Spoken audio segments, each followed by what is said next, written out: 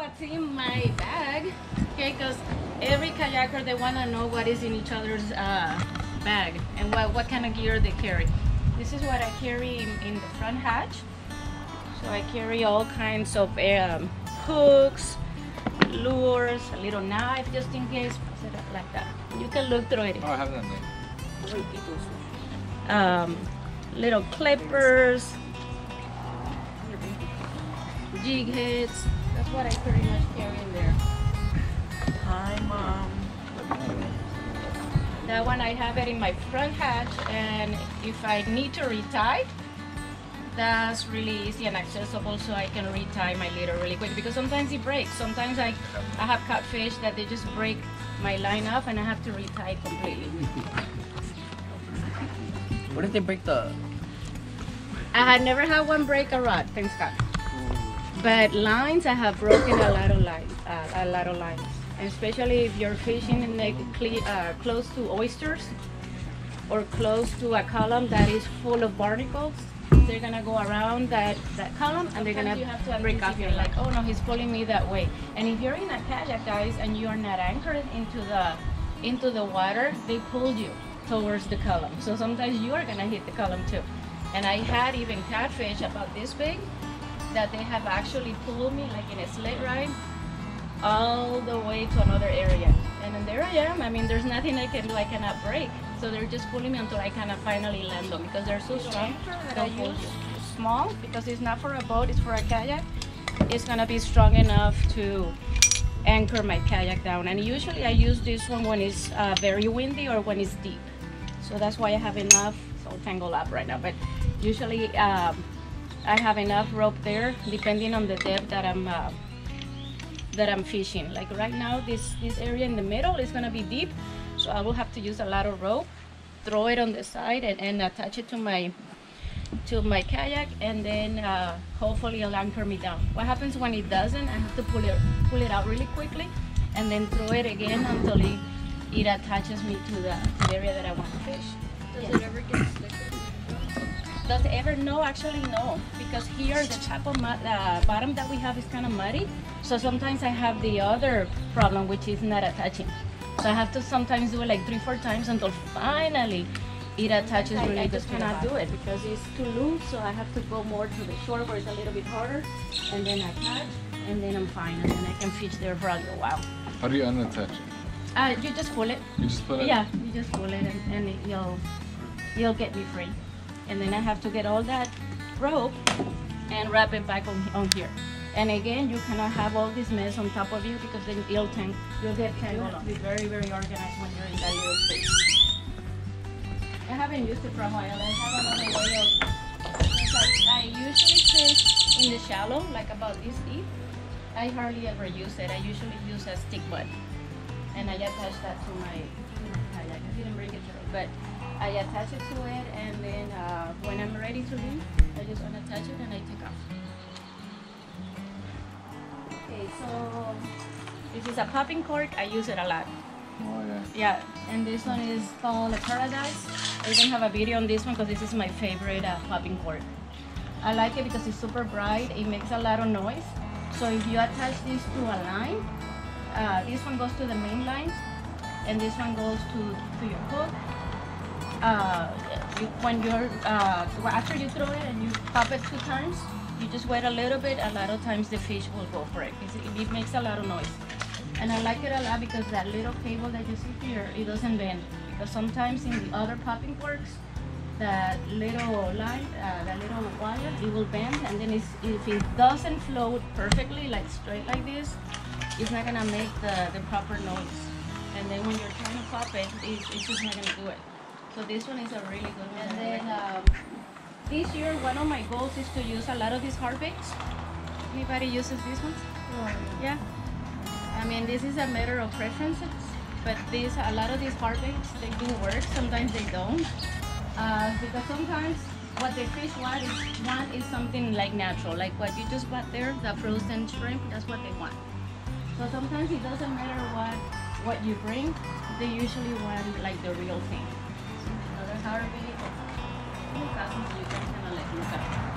So these are brand new. that I want to try this year. Just because. I like the smell. And I'll pass this one too so you can see it too. It's the puppy.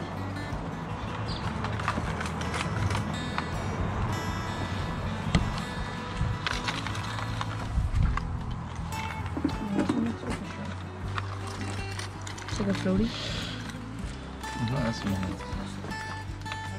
Oh man, imagine being a fish. And you'll be surprised, guys. Some of those lures, they look all huge.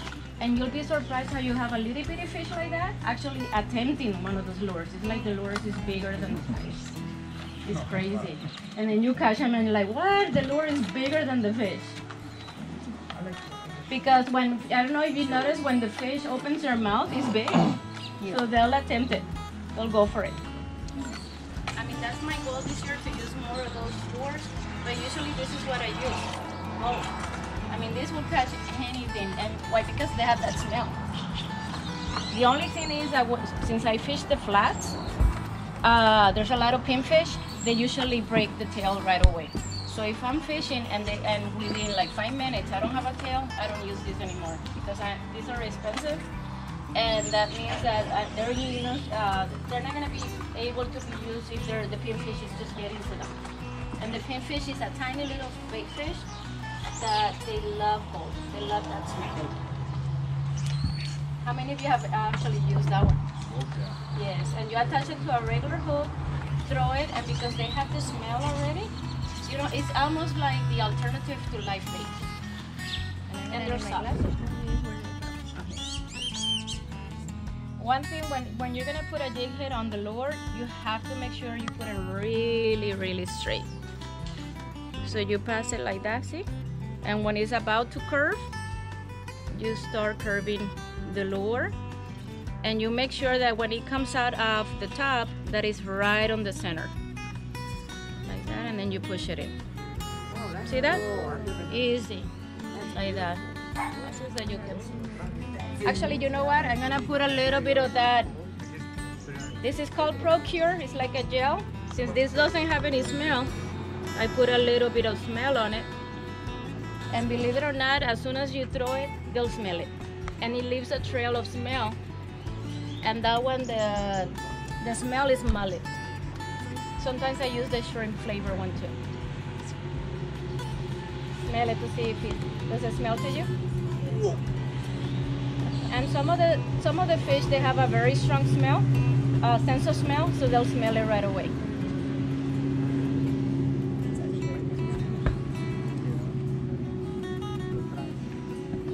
And if you look at the lure, it's my favorite. See how the tail wiggles a lot? It causes a lot of vibration in the water, and it drives the trouts crazy. I call them something sexy.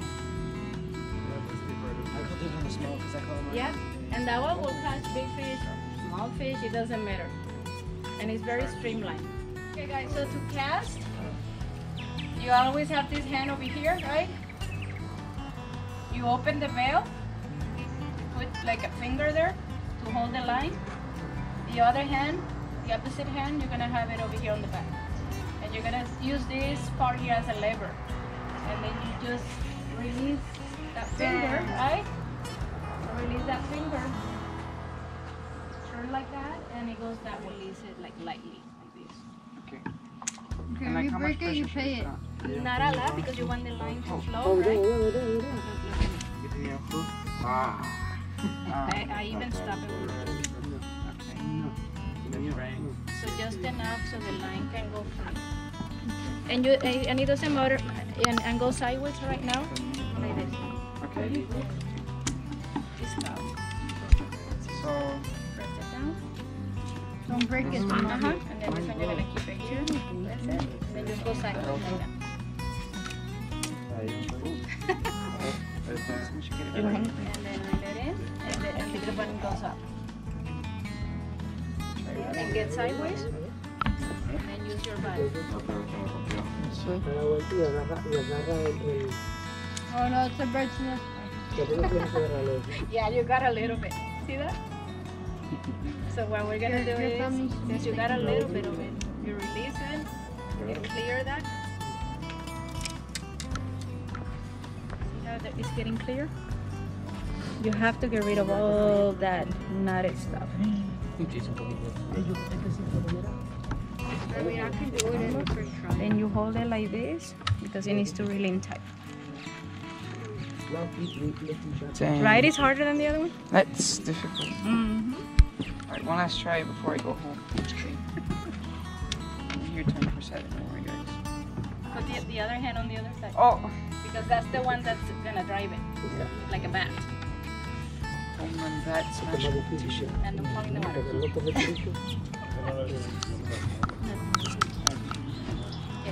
let's keep it low right here, and you're gonna do it sideways, like if you're batting. Push it, push. You need to push and keep the What do you finger in bat? the line. Alright. Oh. Okay.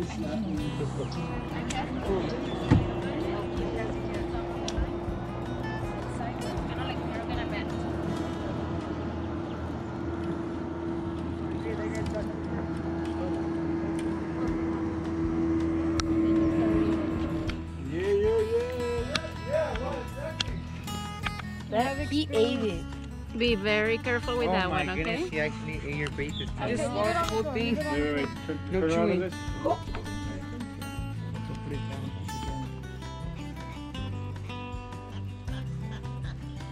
Nope, he got it deep. And one of the requirements of the Coast Guard is that you have to have some type of noise device. So this is just a whistle, like that. That way, if I'm in distress and there's people in boats around or other kayakers, I can go like that and I can get their attention. Because if you just try your voice, they're not gonna hear you sometimes. And especially if it's really windy. But with this, they'll hear you hopefully. So this is really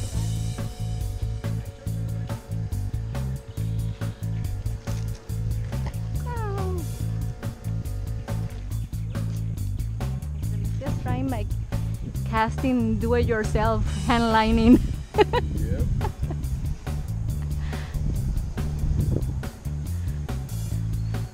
I think your son wanted to try it. There you go.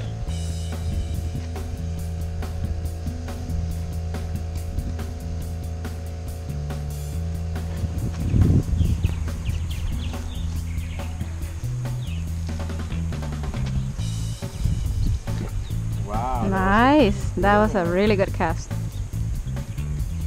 want to read it?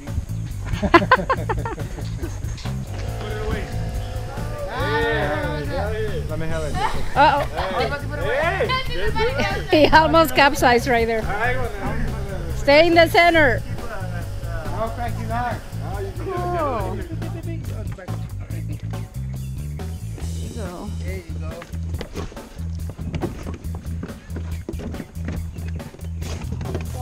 So this goes over here. It doesn't flood. See? That's how I move. Okay, and then the rudder. See the rudder? If I go forward. There you go. There it is. And I'm gone. Thank you. Bye. See you tomorrow.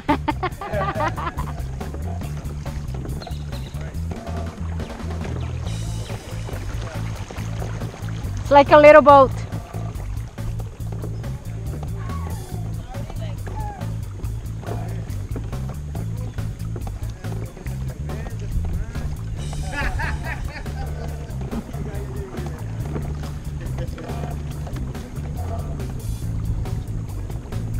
Doing a little lesson to the Boy Scouts.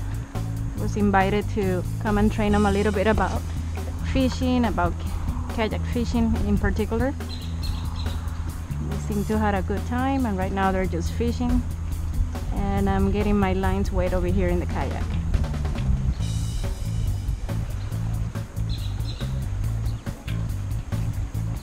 Everyone get in the kayak. Somebody grab it from the front. Somebody from the back. There we go. Target reaction. Oh, this is really cool. Step back. Step out. Going straight into that. Step out. Step out. We're looking at some good review. Alright. No fishing right now, OJ. They're right there, right there. Yeah, honestly. Oh, yes! Yeah! Get ready. Nice. Oh, that's hot. That's hot. Go straight to the other side. Now that is a man. That's a man right there.